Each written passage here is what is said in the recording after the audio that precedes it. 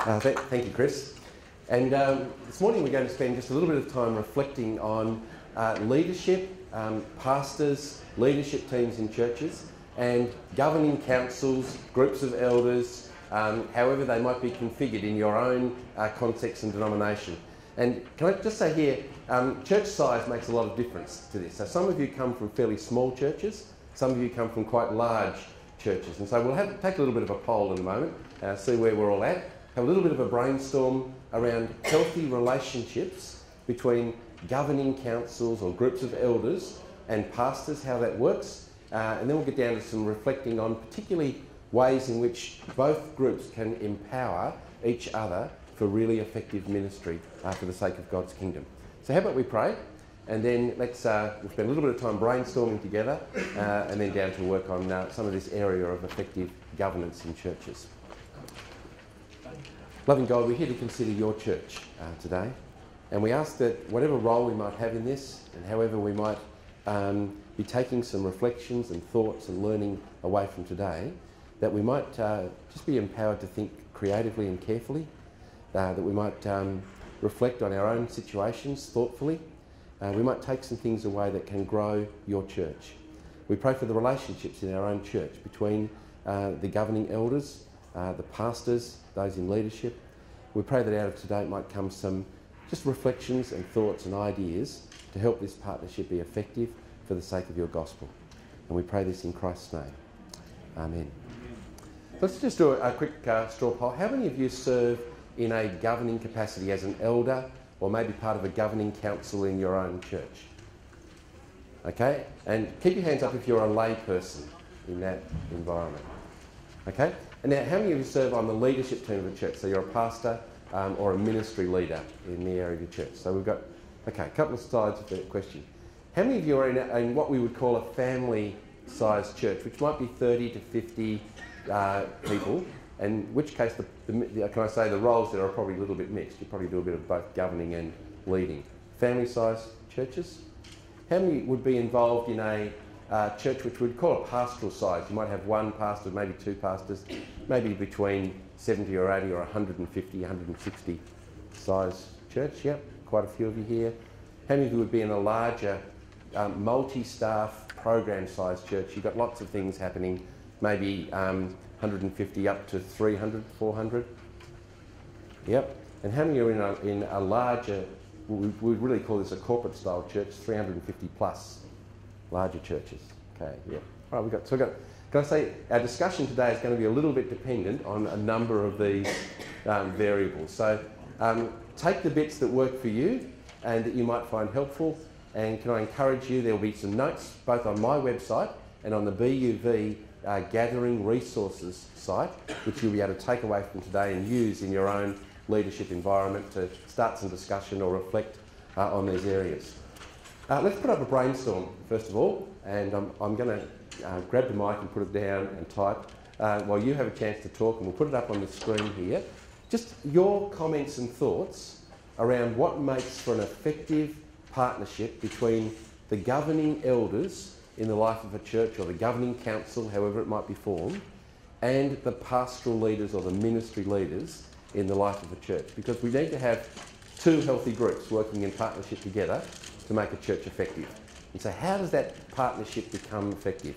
And I'll share the screen out here so you can see it. Hopefully this will come up. And I'll type while you talk. Maybe we could even would you like to type? You know how to type on the mind mapping? Here we go, Chris is away. Way to go, Chris. Yep, there we go. See if you can work my machine here. Just tab will give you a new thing, and away we go. So just your thoughts. What are some of the things that contribute to an effective partnership between a governing council, governing elders, and pastors or a pastoral leader? Yeah. Commitment to a shared vision. Okay, a shared vision, a commitment to a shared vision. Critical, yes.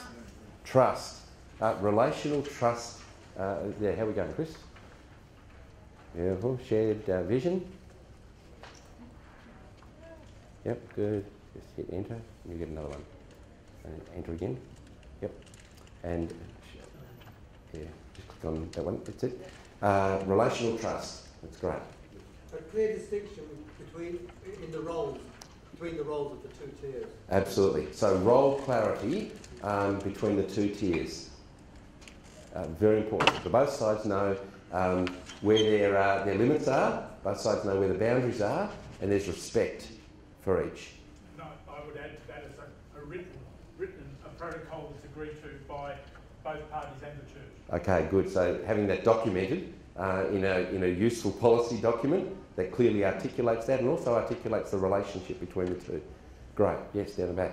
Healthy social involvement. Okay, yeah. So a bit of fun time together, which is trust building down the front. So a bit of social relationship together. It's great. Good. Some others. Yes. Getting the communication processes right. I've already had one little conversation with someone here this morning saying email is not the most effective communication tool. And can I say, we already had this conversation with somebody in the room today. In times of conflict, you don't use email to solve a conflict. I had one of those just this last week where I had the exchange of emails given back to me and all they did was to inflame a fairly nasty conflict. Okay, so good communication, pathways, protocols, patterns. Other things that bring out a good relationship. Yeah. Accountability. Okay, accountability. Yep. So how that works, and we're going to talk about that today, how accountability works both ways. Elders do need to be accountable to the congregation as a whole for the way in which they govern. And also pastors need to be accountable for the way in which they lead. And where that's creative and it's empowering as well as being able to be held accountable, we've got a good, healthy combination in here. And we'll talk about how that works over the course of today. Submission and humility. Yeah, submission and humility. I spent some time with a pastor of a large 400-member church just this last week. We had coffee together Monday. And he was asking me about re-establishing an governing eldership team. And he asked what was the most important characteristic of the elders he should be looking at. He'd prepared a very well-crafted document with all of their qualities listed out, which when I read, I was not sure that I knew anybody who could successfully apply for this. And we actually stopped and reflected that perhaps not having all the answers to the questions and having a humble ability to listen might be the most important quality that we were looking for in here. So humility, I think, is a critical character quality. Understand their job before they accept the nomination. Okay, yes. So can I say, what's important here is some knowledge in the life of the church around what the role involves, and that those who are encouraged to apply or to put their name forward for nomination or to be affirmed, however it might work in your context, that they know what the task is, and also that there's some equipping, training and support in the task. Great, we're getting some good things up here. We'll go here and then we'll work our way back across this side. Permission giving. Yes. To be able to pull out if it is not accepted. Sure, so we make it a fairly open and free environment.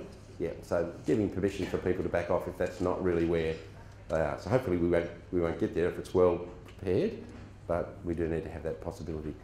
Can I say one of the important things around that idea of permission giving is realising that elders need breaks, that this is not a lifelong commitment, but they need to have a regular sabbatical rhythm. So we'll talk a little bit about that rhythm later. Yep. I was going to say, it's not a lifetime appointment. Yes, okay. It's a role that people pick up in respect of their qualities and their personal ministries, which don't change normally, but the ability to take up the role and put the role down is an important process. Okay, any others here? Yeah. Yeah, a positive attitude. Yep. So I'm doing this because I believe God's got good things, as opposed Yes. to I'm doing this because everything's wrong and I'm going to fix it. Absolutely. Yep. Okay. So this is a mindset question. Yeah. Why am I doing this? Yeah. Because I desire to serve the kingdom of God, and I feel that God has a role for me in doing that. Yeah. So a it comes back to that New Testament statement: a willingness to serve. Those who desire to serve desire a noble task, and a willingness to serve. Yep. Okay. Room for a couple more. Yes. Grace when there's need for open and frank discussions. Absolutely, yep.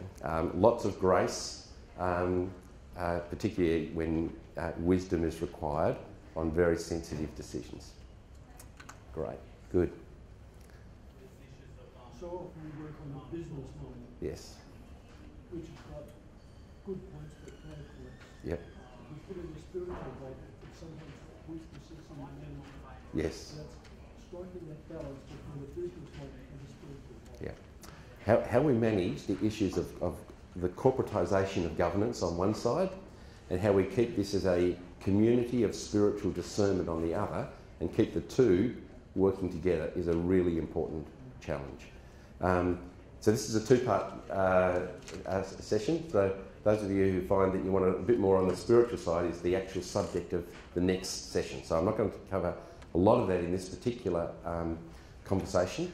After lunch, we've got part 2 of this, which is really on forming a church council or board as a spiritual community. And we'll spend a little bit of time digging around some of the issues in relation to that one. Maybe one more comment and then we're down to some work. Yes? Acceptance of different opinions. Great. Yeah, that's good. That needs to come up. This is around how we cope with diversity of viewpoints on something as important as a leadership council. Can I say one of the things that many leadership councils or governing councils don't spend enough time on are actually the disciplines of teamwork together. So learning how to listen to one another, learning how to cope with the differences in theology and experience and reflection, and learning how to take the time together to discern a right decision when there might be differences of opinion. And so that's a very important insight, and we'll spend a little bit of time on that one, particularly in the second session today, how to have the spiritual disciplines of teamwork in this particular group. Okay, thank you, Chris. What we'll do is keep this, and I will save this as a PDF file. It'll go onto my John Mark Ministries website. So that's, if any of you just want to jot down on the back of your sheet there, johnmark.net.au, and you'll see a BUV equip thing come up there this afternoon sometime, and the notes that we've created here, the notes and also the PowerPoint will be available there, but they'll also be mirrored to the BUV website, so you'll get a copy of all of this together. Hold on and we'll just load the PowerPoint and we're right to go. What was the name of that program? It's called X-Mind.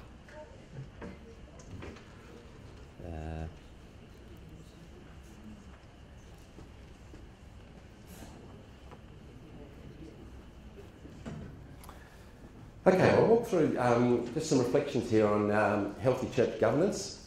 And feel free, this is a conversation, feel free to ask anything as we work our way through.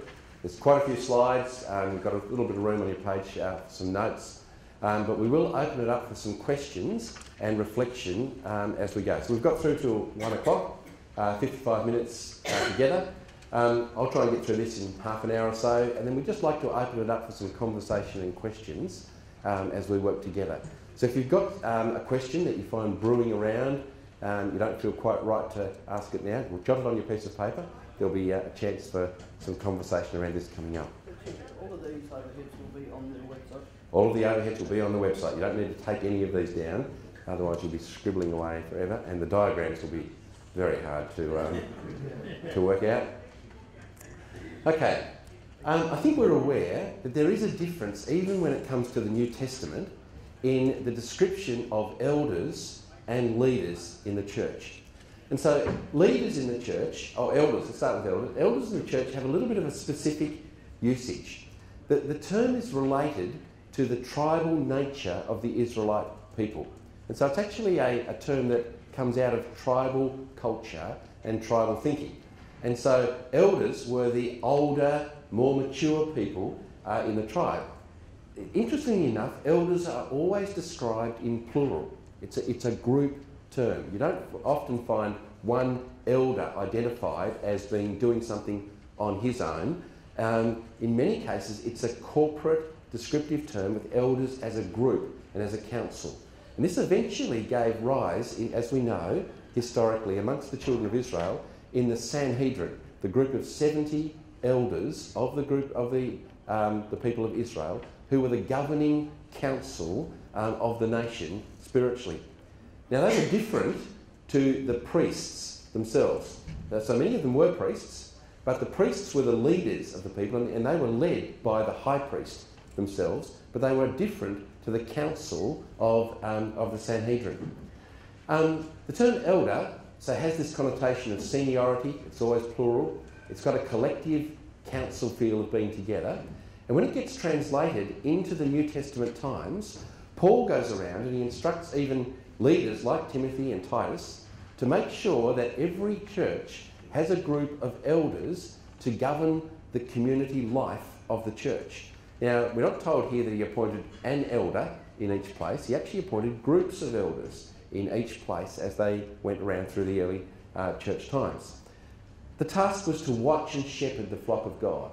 They were to give pastoral teaching, pastoral guidance, pastoral care to God's people, and the qualifications were largely those of personal growth and maturity. So spiritual maturity, they couldn't be new converts. They had to exercise some ability to have had the disciplines of life under control. So they weren't to be drunkards or violent people.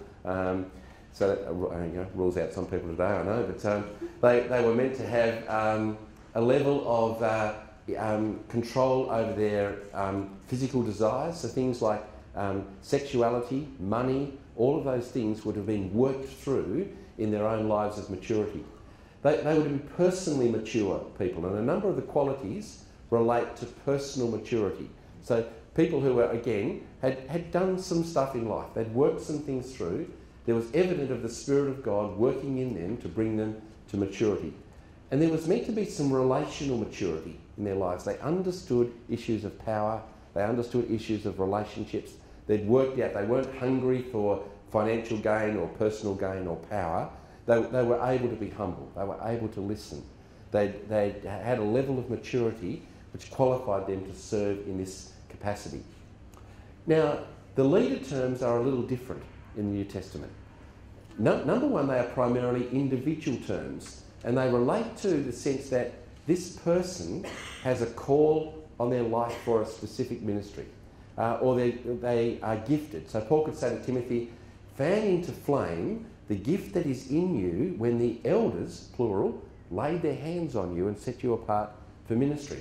And so there are people who are gifted and called as leaders, and they're often described with the individual terms.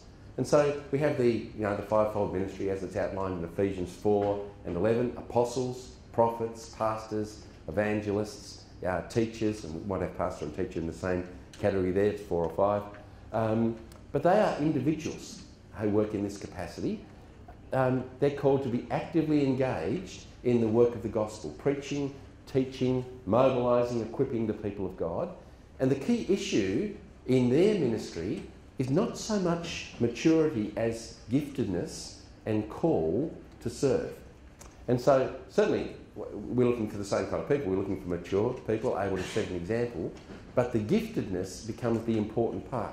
We don't actually have anywhere in the New Testament where it says elders require certain gifts to serve in eldership. But it's very apparent that leaders require certain gifts to serve in leadership. Elders we're looking here for a level of maturity and wisdom to be able to serve in a different capacity. So, can I say leadership and governance in churches, we draw from the New Testament some foundational principles around these things. So, the church has a spiritual identity of being the bride of Christ, of being the family of God. And we are looking for people who demonstrate the characteristics of the fruit of the Spirit, the giftedness of the Spirit in their leadership, and the grace of God in their lives. But at the same time, all of us know that the church that we serve also reflects the actual community in which we live. That these organisations are shaped by culture, they're shaped by time, they're enormously different to each other, and the way in which leadership and governance in particular work their way out has as much to do with our culture and organisational style today as it does with the New Testament. Now, we want to be true to the New Testament, but we also have to be real to the shape of our world today. Just let me give you a very quick example. Some of you will smile at this, being Baptists, but I come from a Brethren background, and those of you who know anything about the history of the Brethren Church might recall that in the early 1820s, there were a group of fairly well-educated Anglo-Catholic scholars. So they're for the High Church of England in Ireland, in the southern part of United Kingdom, and out in the Devon area and Somerset area. And they came to the conclusion that God was calling them to get rid of all of the trappings of the church and go back to the New Testament model. Now, every denomination has exactly the same origin. So they ditched the whole lot. They ditched the reverence, they ditched the church, they ditched the liturgy, they ditched everything. And they said, we're going back just to meet in the name of the Lord Jesus alone and with the scriptures as our guide. And they did a great job. And so they worked out, how are we going to meet together? And so they decided, well, we need a building. So the buildings that we meet together in England in the 1820s are called halls. We will call this a gospel hall. And we will have a meeting. So they had a Sunday meeting, or they had a gospel meeting. Now what they failed to realise is what they simply reinvented was the church, but now expressed in an 1820s style British public meeting. Does that make sense? They just simply grabbed the culture without realising what they were doing. And now, several hundred years later, we are trying to undo that process, realising that we no longer entirely meet in the way that the British people did in the 1820s, with their styles and their approaches. And for some old gospel halls, all they had was a clock on the wall and a table at the front and rows seats with people sitting there in white shirts and black trousers. When the Brethren missionaries went to India, that's exactly what they exported. And if you go to India, to a Brethren assembly in India now, you will find an 1820s style British public meeting trying to be the New Testament church. And so you see how these things work? We have to constantly adapt to the forms of meeting we have culturally, but still in that heart stay true to the challenges of being the New Testament church. So we end up with two forms of leadership that we need to recognise. There's leading from the front, which is what we would typically associate with leadership. So this is concerned with change, movement, growth, expansion, new direction, who we can become.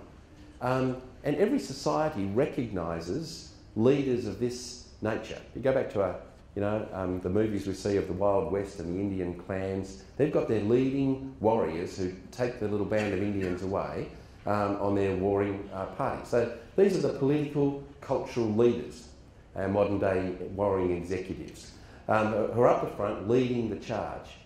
But behind every group of frontline leaders, every community realises they also need a governing group of people, the wise, the people who understand community order, who understand the rules, who understand how decisions are made, who understand the identity, who we are, how justice and community works. And these are the tribal elders, the councils, the governors, the parliaments. So this is what we call governance, which sits behind among the people. It's not the upfront thing, but it actually provides the basis on which a community moves forward. Do you understand the difference in there? Every society realises that we need two. So if you see one of the Wild West movies, and I'm thinking of Dances with Wolves here, if you know the Dances with Wolves movie, you remember the council where they're discussing which warrior might go forward and face the enemy. And the tribal chief is often the last person to speak. He listens, everybody has a chance to have their voice, but when the tribal leader, or the tribal chief here, the governing council leader, stands up to speak, everyone else goes silent, and even the warriors who are to lead the charge, because the tribal leader is often the older one who stands there, and everyone goes quiet while he gives his word. You find even this in the New Testament, you know. The leaders, Peter and Paul, have come back on their adventures of leading many people from other ethnic groups to Christ, and they come back to the Council of Jerusalem with the question, what should we say to all of these new Christians about how Jewish they should be? And there's a great discussion, and then James stands up and summarises the situation. You get the strong impression James is the leader here, you know, in terms of what happens. Even though he's not the upfront evangelist who's out doing it all, he's somehow the governing council representative in behind the scenes. So we get these two contrasting pictures. Leadership can be solo. It's often paid or a part-time vocation. There's often a great amount of vision and energy for change coming from the leadership. They're often appointed by the church community or the governing body, and they don't always stay long term in the community. Pastors come and go from local communities. Governance is always collective. It's usually voluntary. It requires wisdom and maturity, particularly knowledge of the local community and the local experience. It's often affirmed and elected by the church community, and it's usually long term. These are people that usually stay between pastors who come and go in the life of a church. Now, I know there are exceptions to these. There are some governing people that are short term and some pastors that are very long term in these environments, but this just tends to be the more common example. So let's look at this structure, and I want to talk to you a little bit about what we call the teardrop model on how this starts to work here. If you can imagine a group of God's people as a kind of amorphous blob together, if they're going to go travelling anywhere, they've got to get a different shape. They've got to actually become, get a pointy edge with somebody to lead them forward. Otherwise, the group is just simply going to stay there and do nothing. You need leadership to move. And so leaders occupy the front of that cutting edge. They sit there taking the church into new territory. And that's where they belong. They are change agents. They need to be there. But it means that if they're going to be there, they're not in the very heart and core of the church. Does that make sense? They are, by definition, at the edge. And that's actually where you want them to be. Now, they're usually put together and corralled by somebody we call the pastor. Right in the middle of this leadership group out at the front. Effective pastors have usually got a team of leaders. You might have a youth leader, you might have a worship ministry leader, you might have a group of other leaders around you that become a little cluster of leaders, coached and led by the pastor in the middle, or it might be a pastoral team in the centre. Quite often the pastor will come and that team's already in place. They may do too, so they may not find themselves in the centre of it. They may have to work about how to get them there. That's a good comment. I would regularly be the case. We can talk about that in another environment. There is a little bit of a danger here, and you've seen this happen in lots of churches. I've certainly, in my work with consulting with churches, that this little group of people can become isolated, and in certain situations they simply lift themselves off into space and head off on their own merry journey and discover down the track that they've left the church behind. Now, I've seen many little churches planted out of this scenario where there's been a failure to stay connected to the great group of God's people behind. Now, you can't lead from the centre. You have to lead from the edge. But if you're on the edge, you have to find a way to bring the centre with you, which is where governance becomes such an important issue here, because the governors of God's people sit in the middle of this process. And so let's introduce now some of the key roles of what we would call governing elders in the life of the church. Now, it's no accident that, in fact, the scriptures, when they're discussing eldership, uses the term, the preposition that is translated in relation to the task of elders is often among. And so Paul says, shepherd the flock of God, among which the Holy Spirit has appointed you elders. And so it's important here that we understand the role of governing elders are among the people of God. And so sometimes we have governing elders right at the front. You might have a key elder who's got a real ministry of Bible teaching and teachers from the front. Another elder might be just a key worship leader or a key pastoral carer. And so you do have some of the elders who serve up at the front here. But can I say, if this model is correct, it's very dangerous to have all elders being ministry leaders in the life of a church, because they all crowd to the front and you don't actually have them connecting around a great variety of God's people and hearing how people are coping with the change and the journey that we are going on. And so place and position is important in here. Let's just say that each of these people have a little circle of influence. Now, you would hope that every governing council member in your church actually isn't part of a home Bible study group or a ministry team, or it might be a men's shed ministry that you've got going somewhere. It might be a women's group somewhere that they're involved in. They are influential for a little circle of people.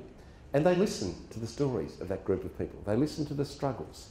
They're part and parcel of the broader community of God's people. And that's the reflection, the care the insight, the wisdom that they bring to the counsel, reflective, wisdom, guidance, governance process in the life of a church.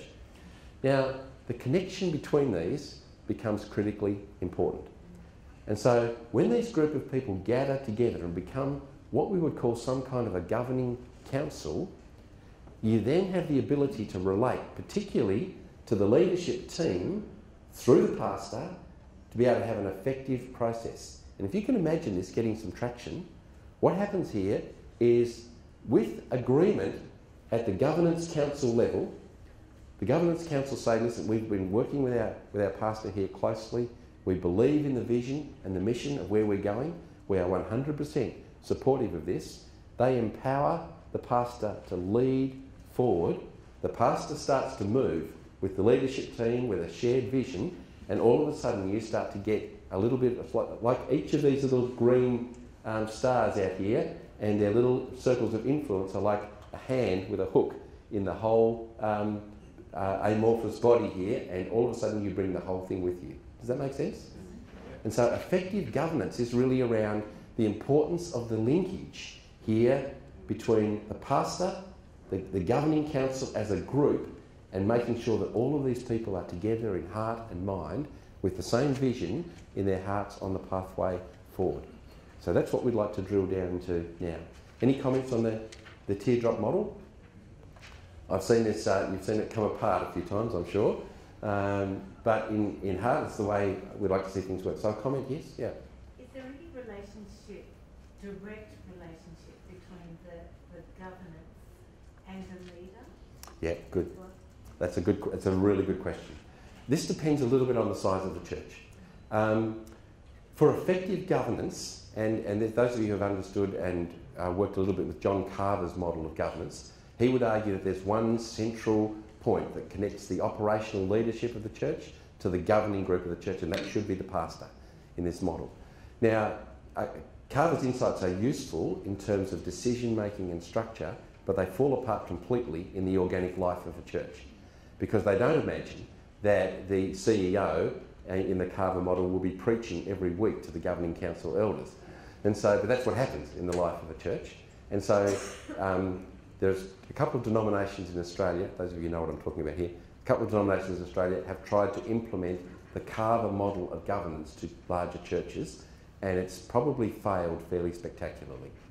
And so those of you who understand the Carver model, can I encourage you, have a careful think about it. It's not entirely appropriate to church life. It has some significant downsides. Now, there are some useful insights from it, and one of them is that we don't want to see the pastor or the governing council triangled by relationships in which inappropriate information is passed from a leader here through a quiet method to a governing council here in order to bring a decision here which will influence the pastor here. Does that make sense?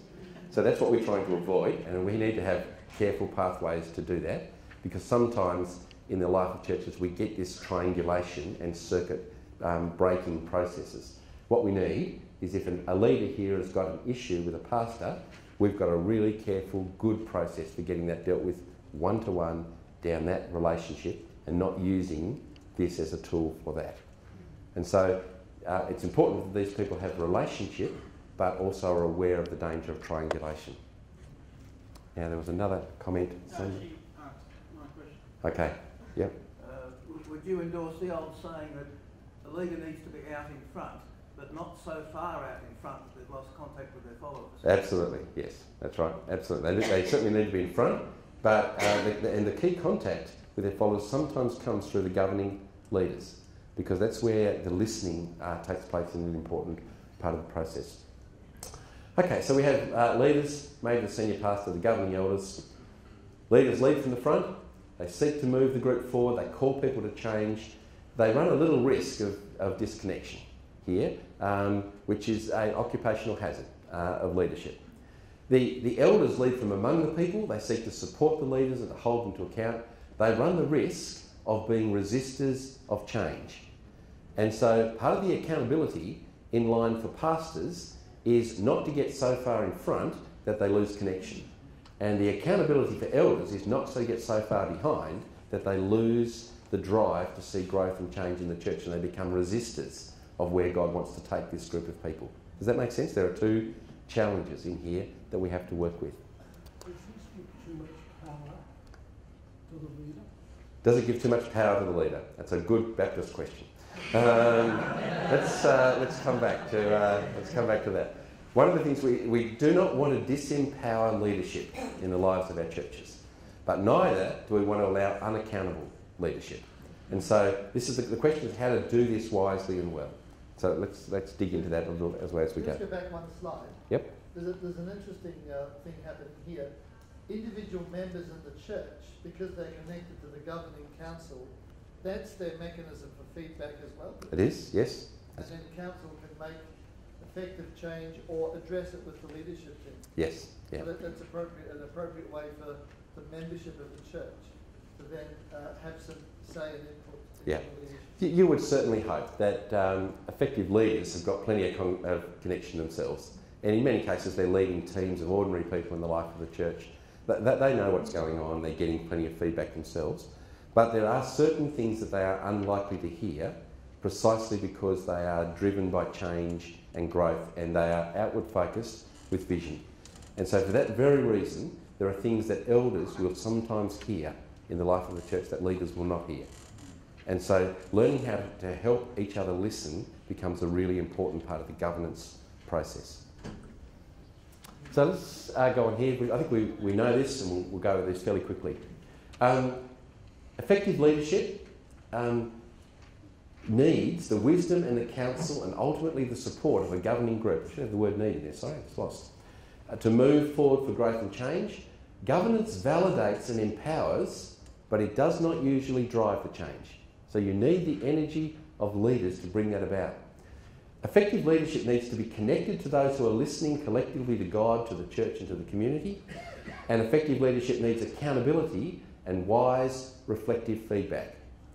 On the other side, good governance does need effective leadership. So while the governance group needs to be respected for its wisdom and its knowledge, particularly around who the church is, what its history is, what its culture is, it does need effective leadership for a church to move towards health and growth. I don't know a church that can actually move without effective leadership. Just with a governing council, I've seen lots of churches over the years have a good governing council, but unless that council can actually empower someone to lead, they do sit there for a long time doing the same thing over and over again. And we need leadership in order to move. But leaders need the governing council in order to bring the church with them on the pathway. So governing groups also need to listen to those that God has called into leadership to affirm, validate and support the shared vision that they often possess. And so there's got to be that willingness on the part of a godly governing council to listen to the vision that God places on the hearts of leaders and to engage in that vision, to support it and to take some risks in here for the sake of growth in the life of God's people.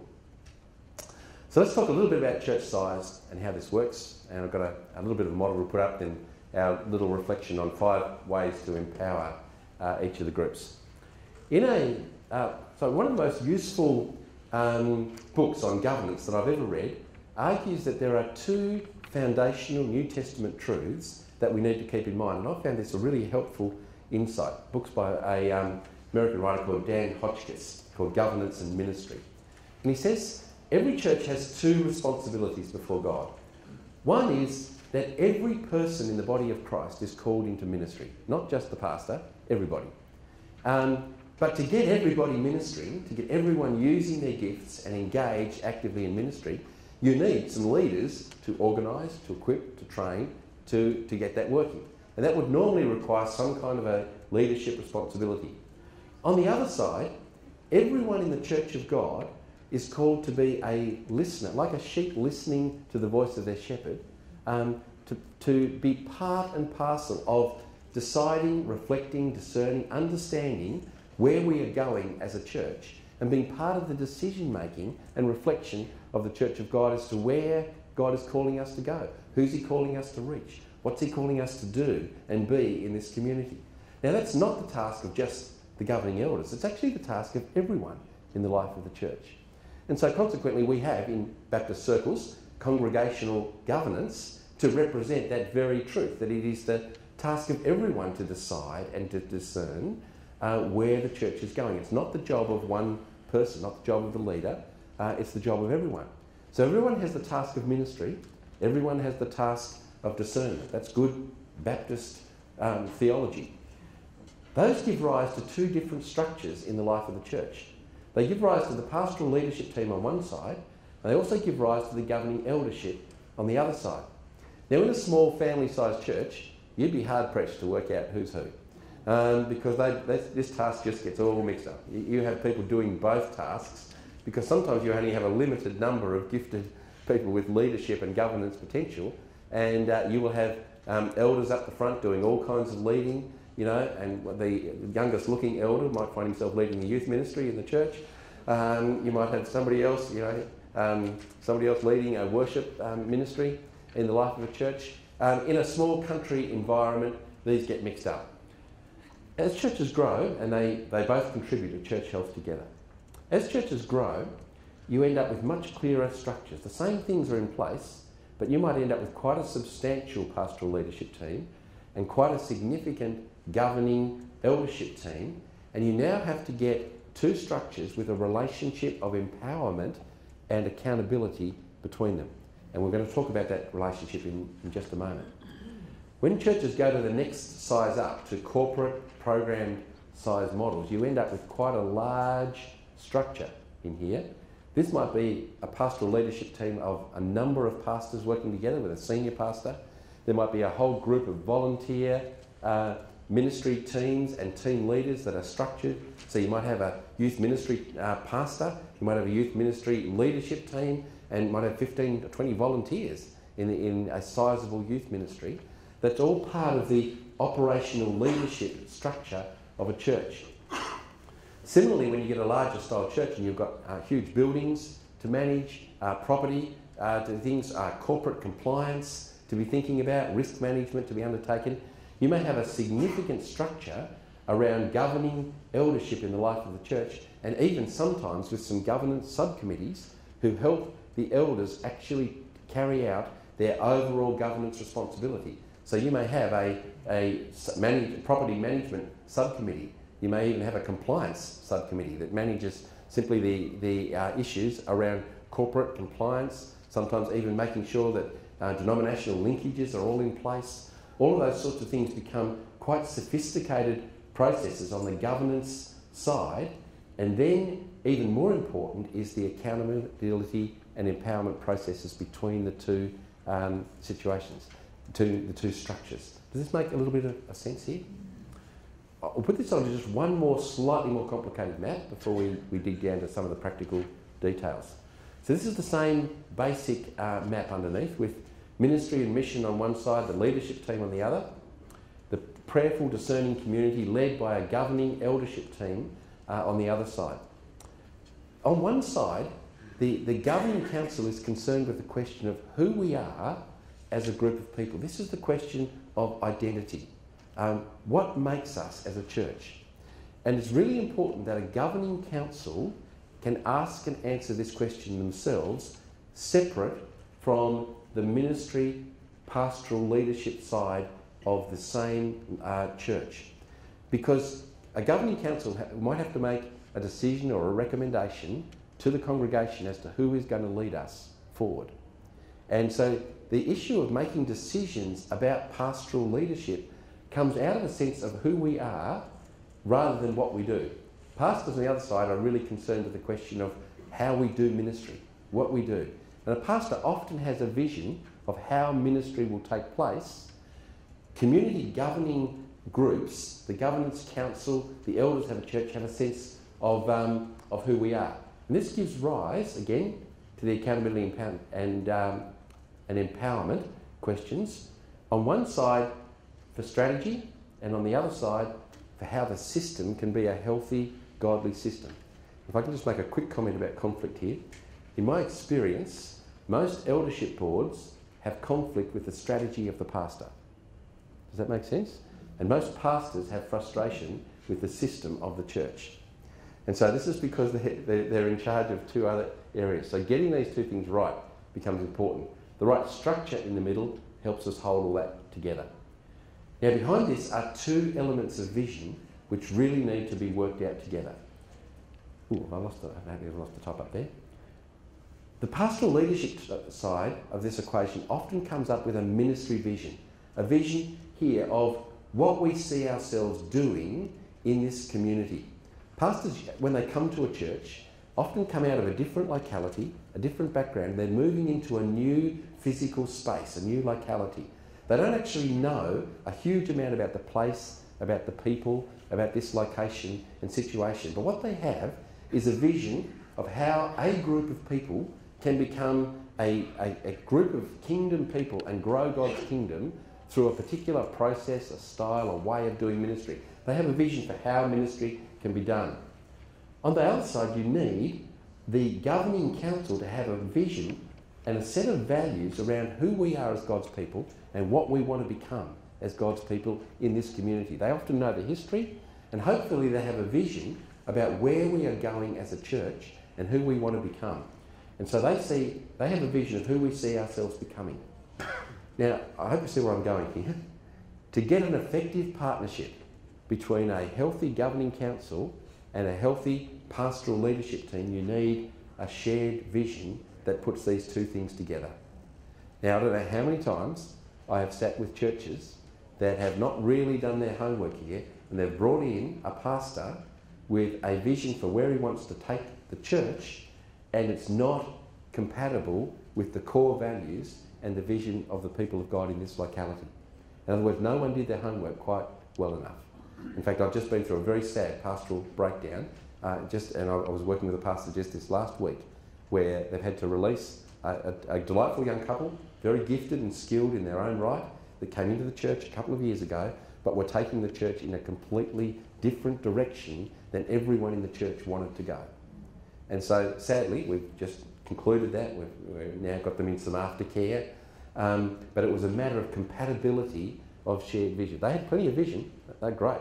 In fact, they'll go great in the right place and in the right situation. It just was not a good match here. And so, successful ministry is about getting this partnership working well together. And it's not about having one vision. It's about having a compatible stereo vision between the two elements that work here. And can I say, a governing council that does not have articulated its sense of identity, who we are as the people of God, where we want to see God take us, and have not had the conversation with their pastoral team about what that looks like, can often end up in very serious trouble. Because you need to have these two visions working in partnership, not separately. Does that make sense? That was the question I asked you yesterday about how does the governing team really know? They might verbalise what they think they want to be, but that really are not there. And Yep. how do you uncover that? And that's where the clashes will occur. Often that's right, yes, yeah. And so it takes some time to dig down to articulate that. And yesterday we did talk about some of the systemic dysfunctions that cause that not to be always clear. Okay, we'll just go to a couple more slides, and then we'll open this up for some discussion and reflection. Can I say, down this centre line here, the shared vision, through a healthy structure, through healthy processes of an empowerment and accountability, you get church health. That's the key driver for church health, is a healthy governing team, counterbalanced with an effective, healthy staff team. So, here we go. 5 ways governing elders empower pastoral leaders. So I think we've got some room for you to note these down. I'll step through these fairly quickly. I think they're pretty obvious and straightforward. And then let's open it up for some interaction and discussion. This is a workshop, after all. Can I say, first up, if you're a governing elder, pray. Pray regularly.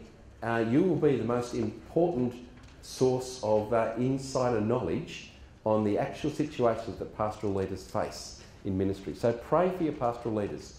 Pray for their giftedness before God, the flow of grace through them. Pray for their courage, that they might have the courage to step out and lead. Pray that they might be people of faith. It requires faith to stand at the front of a church, wave the flag and say, we are moving, folks, come with me on this journey. Pray for their love. in the way that they exercise love to the people of God, because leading is hard work, and it's hard to have the courage to step out and move people forward and still love those, and particularly those who are right at the back of the bubble, and sometimes you wish to drop off the edge, but we don't want to bring everybody with us in here. So pray for your pastoral leaders. Number 2, if you're a governing elder, engage this really important discussion of ministry vision. Where are we going together, and how are we going to get there? And so the governance side of that is who are we and where are we going? And the ministry side of that same discussion is how we're going to get there. So pastors are experts on how we're going to get there. That's what they bring to this process. Governing leaders need to be far better experts at where are we going and how do we put this together in a package so that we can empower one another in the process. Work out some clear position description and expectations for your pastoral leaders. Pastoral work is really hard work, particularly when you're a little bit isolated out there at the front, and work out some expectations so pastors don't get burned out and overloaded. It's a really important way of containing and focusing the efforts and the work of pastors is for governing leaders to have clear expectations. So I'm sure we've all sat in governing council meetings where the expectations of a pastor's job role are laid out, and usually it's something like 216 to 218 hours per week. In the average 168-hour week. So just work it out carefully and clear expectations. Ensure that pastoral leaders have good self-care practices. No one else is really going to ask the hard accountability questions to pastors other than the governing team. They need to be asked with gentleness and kindness to make sure that pastors have got sabbatical rhythms in place. They've got support networks. I don't think anybody should be in pastoral ministry without a mentor or a supervisor of some sort. Make sure that there's a budget for their professional growth. Making sure that they're out learning the skills of continuing to lead, getting vision, send them away to places to learn, to reflect, to think. Empower them to lead. Oops, sorry. Oops, okay. One more at the bottom there. Ooh, I didn't like that. I have to remember what it is. It was facilitate something, wasn't it? There it is. It's done a nice little jump on me. It'll be on my notes. I'll come back and pick it up for you in a minute. That's good.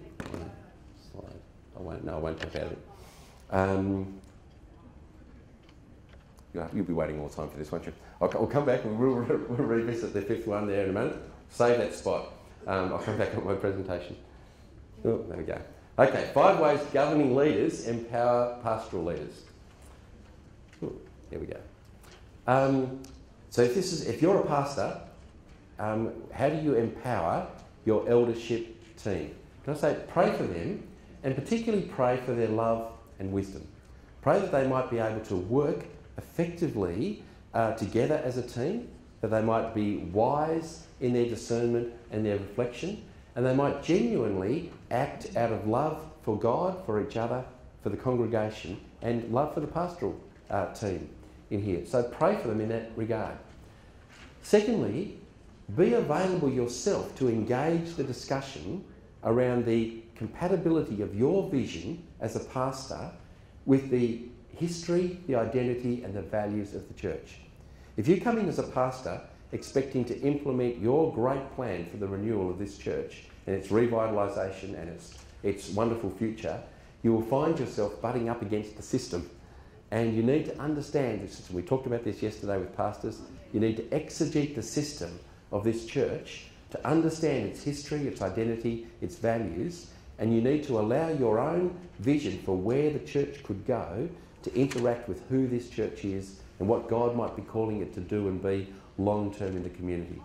How many times have I seen a pastor with a fantastic vision to break the church down into lots and lots of little small cell groups and make it a massive cell group church, and that's the model that they got taught somewhere in some environment, but coming into a situation where that kind of a breakdown just doesn't quite work.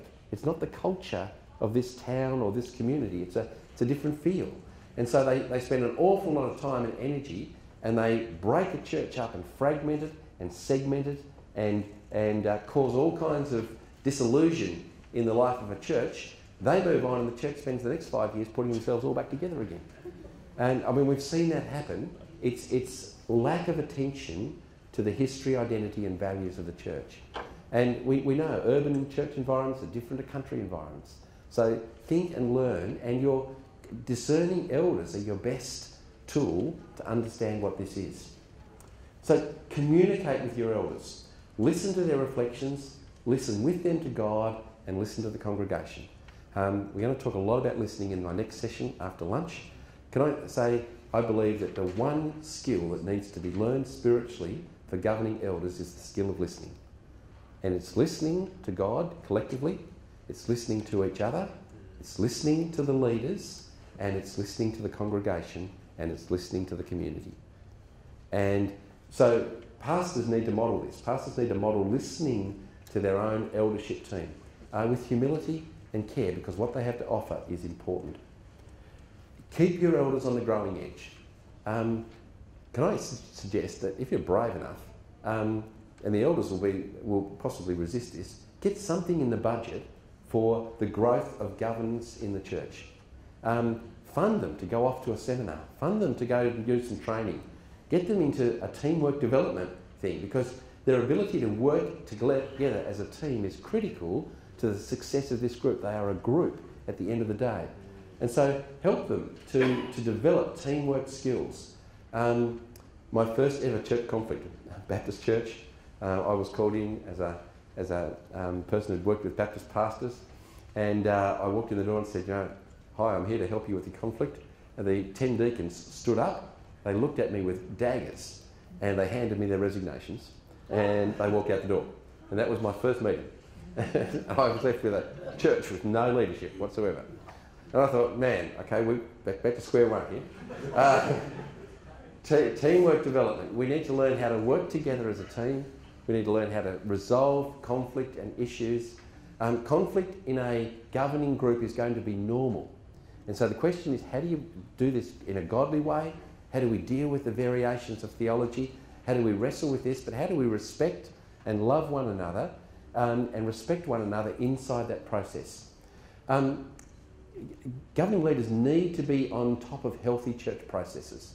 And so, again, helping develop them in this way, giving them some tools, some training becomes critically important. Oh, done the same thing. All right, I'm going to find out what these last two are. Hold fire. I'll just pull up my raw notes and give them to you.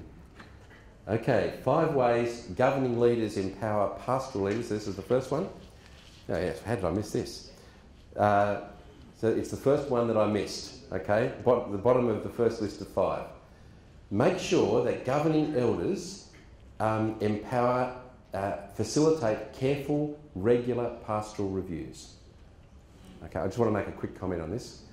One of the most common causes for conflict that I meet in my consulting work around Baptist churches in particular are failed pastoral reviews. So review processes that go wrong.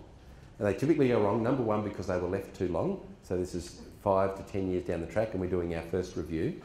And what happens when you wait 5 years is that you start a review process and you rake up 5 years worth of all kinds of discontent. Now, it's enough for a pastor to carry just 12 months of a little bit of discontent in the church, but by the time you mount 5 years, with the time for some of it to ferment, it's looking pretty ugly. And so consequently it's not done wisely and well. It's dumped on the pastor. The pastor then wonders, do they actually still have a call to this church? And does anybody actually love me here after all? And we end up with a disillusioned pastor, a slightly alienated governing council team, a poor process and lots of hurt people in the situation, and often conflict which is fired up. Doing the process wisely, doing it carefully, doing it well, and BUV's got some good processes in place now for doing this, is important. But it does need to be done, and it does need to be done regularly, because the feedback is vital and important. So the bottom one of that first list, facilitating careful and thoughtful and regular pastoral reviews. And the last one of the second list, encourage, this is for pastors empowering their governing elders, encourage them to have time periodically where you are not present in the meeting. Okay? So this is a chance for them to think about their own performance as a governing council. To think about, are they doing their job in relation to you wisely and well? Are they carrying out their responsibilities in relation to the congregation wisely and well? So somebody's got to review the governing council team, and it's appropriate for the pastoral leaders to have some say in that, but at the end of the day they're going to have to do a little bit of a self-review and ask the question, are we doing this job wisely and well? Is it worthwhile having an independent company to help them do Yeah, I would strongly advise that. Not every year, but maybe every 3 or 4 years, having an independent person come in, someone from the VUV Church Health team, sit down with them and go through the processes of how are we going as a governing council? How are we picking up the tasks that are here? And if you come back to the second session this afternoon, we're going to talk about the spirituality of this group, reflecting on are we more of a corporate group or are we a spiritual group? Now we've got 10 minutes left. So this is open time. Do you want to make a comment? Do you want to challenge something? Are you sitting there thinking it's time for lunch? Or are you sitting there thinking I've got a comment I'd like to make or a question I'd like to pose? Going back to slide or two. Yes? Where, when you say governing elders, would you sort of bundle deacons into that? Where would you circle the deacons into that? That's a good question. In smaller churches, the deacons are number one, usually volunteer lay people that are involved in the more practical aspects of leading and managing certain elements of church life. Traditionally, they've been seen as a part of the governing, kind of a subgroup of the governing side of the church, but increasingly in modern day churches, they're actually seen as operational volunteers. And so most churches these days are moving, if they have a diaconate at all, in that sense, they're moving the deacons themselves into kind of volunteer operational people that work at the direction of members of staff or volunteer leaders. So a good example of that would be finances in the size of in church. As churches grow, they've often got a bookkeeper that is taking care of most of the financial work. But if there's a treasurer, the treasurer himself or herself might be part of the governing group, but they don't do the actual bookkeeping. The bookkeeping is actually done sometimes by a volunteer or even a person paid part-time or an office person, and that's done at the direction of the staff team. But then for the governance of the church, the actual decisions around financial policy, what we're doing, how much people are going to be paid, what the budget is a governance decision that's made at that level, but all of the actual hard yakka takes place at the operational side of the work. So it's a question of church size a little bit, but it's a question of asking here what capacities do we have to work on. The danger is taking a lot of the detailed work and then making that a governance issue. You end up with a governing group doing a whole lot of detailed work and not much real heart reflecting and planning and praying about where God is taking this group. You may have touched on it, and so I might have missed it, but in a lot of what you presented, I see quite a more kind of Presbyterian model. Okay, yep. From elder, as opposed to the congregationalism model. Sure, yep. So where does then the congregation and congregational discernment and its leadership Yep. fit in with all that? Like, I kind of feel that the governing elders is kind of representative of the congregation. Yeah, that's a good question. And certainly this discussion around governance, probably, I mean, every model of the Episcopal model with leaders at the front, Presbyterian model with elders at the kind of the centre, the congregational model with the congregation at the centre, all of them have elements of truth that have to be adapted into each other no matter which model you have. And so a congregationally governed system, congregation cannot make every decision around the life of a church, and so they need to form a group of representatives of elders who reflect that decision discerning process that is a part that responsibility everybody has. So certainly within a Baptist framework, the role that all people have as ministers and the role that all people have as discerners of the will of God together is a really important dynamic. And so there are certain decisions which are left to the congregation to discern and reflect on together. And I've been involved in many, Baptist meetings where that process has been enjoyed and affirmed. But at the governance level, usually we find that there's a need for some kind of a group of people to be affirmed to represent, even like as an executive, the decision-making capacity of the entire congregation. Because it's not possible, and larger congregations entrust that to an eldership group such as this. And so I'd certainly want to affirm both. And I think the danger with every model is that if it's used without any reflective insight from the other models, we're in trouble. So the danger of the congregational model is if you don't affirm elders and you don't have leadership, we're in trouble. Danger with the leadership, the Episcopal model, is if you don't ever consult your congregation or have any group of people that are providing representative leadership, we're in all kinds of trouble too. As far as the congregation's concerned, that can be chaos on one end. Yes. Or a rubber stamp at the other. Yes, that's right. Yes. I was going to comment. I think one of the things that makes us distinctly Baptist is who and how those elders, council members, deacons are appointed. Yes. And so it's the genius of our family that we appoint them from the local assembly, from Yes. the gathered believers. Yes. And we recognize that voice as opposed to a voice somewhere up a chain and Yes. disconnected from our local community. Correct. Yeah. So there always needs to be some delegation Yes. of power, authority, responsibility within the family. Absolutely. So for my kind of reflection, as you say, all of the different traditions and models teach us things. Baptists are distinctly local. Yes. And this is a great strength. It is. That's correct. Yep. Good.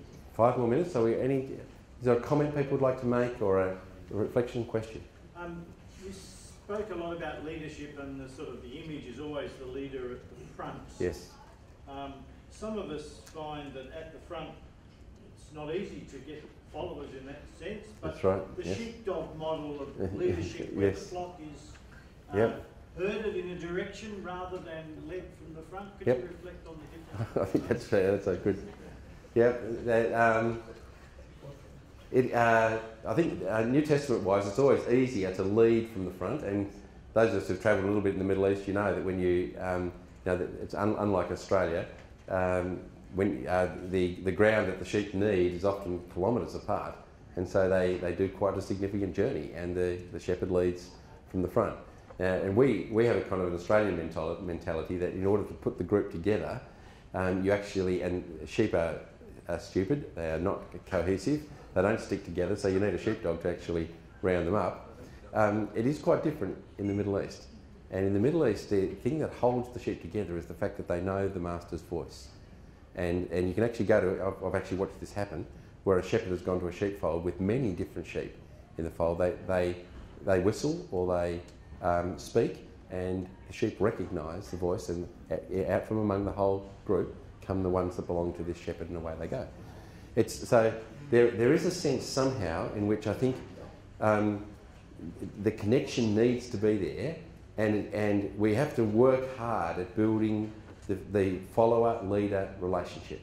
There's been so much material in our Western culture on leadership in the last 25 years. We haven't seen anywhere near the same level of publication and reflection on the disciplines of followership. And so we actually have not taught people how to follow. People don't know. People sit there thinking, the way to follow is I simply do what I'm told, and if I don't like it, then I'm not a follower. That's actually, we want to talk about intelligent, participatory followership. How do you actually engage with a leader as a follower? And how do you help them to lead well by being an effective follower? And I wish we'd had as much teaching on followership as we've had on leadership. I think we'd be in a better place and we wouldn't have to go rounding up the sheep quite as much. The trouble with the Australian sheepdog model is that the dog often runs across the back of the sheep. Yeah,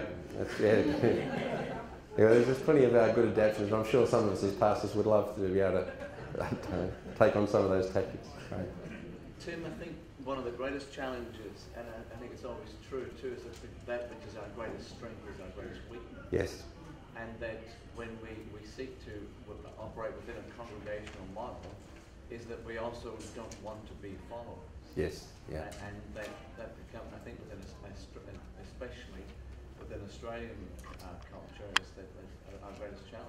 I think that's absolutely right. So, yeah, well, that's a perfect lead into the next session on what we'd like to reflect together on the spirituality around being an effective part of both leadership and governance, because learning, particularly around humility and followership, I think becomes a critical element in there. I think are we time up, Chris? I see you hovering. Thank you. Would you join me in thanking Tim? Thank you.